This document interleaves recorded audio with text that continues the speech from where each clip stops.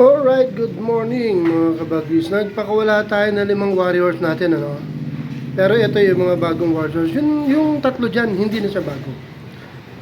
Andyan yung brown bar na huling-huling na paamo ko.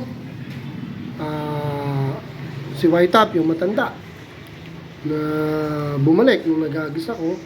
Tsaka yung isang White Top na matulin. Okay? Ang bago dyan, hindi ko alam kung kulay yung isang yan. Basta magandang kulay, kakaiba yung kulay, pero brown din siya, light brown. Hindi siya cream no? Tsaka, yung grizzle ko na galing kay Tyros. Ayan nga, hindi ko sila nakikita, o paikot-ikot lang.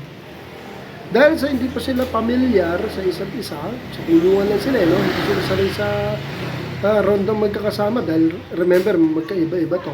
Ang nagsasama lang yung tatlo. Ito, kalalabas ko lang, ano? Almost 20 minutes na. Grabe, sakit na ng bato ko kakaabang. Ayan, yung apo ko gusto lumabas, pero hindi ko pinalalabas dahil umaambon. So, yung brown lang, tsaka yung parang, hindi ko alam kung anong tawag talaga. Search ko, basta yung brown din siya na light, pero not cream yun. Bagong YB ko lang yun. Yun, umihiwala yun.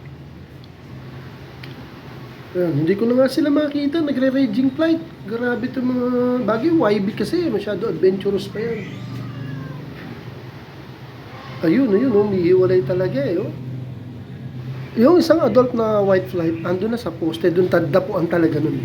Grabe, So yung 30 apat minutes na lang ang mahigit. lumilipad, ayun na nasa tuktok. Nawala yung apat yung na lang. mga palipad ko. Isa Dito na lang muna, sakit na sa batok. Hindi ko na Nag-raging flight, ang tagal ko na naghihintay dito.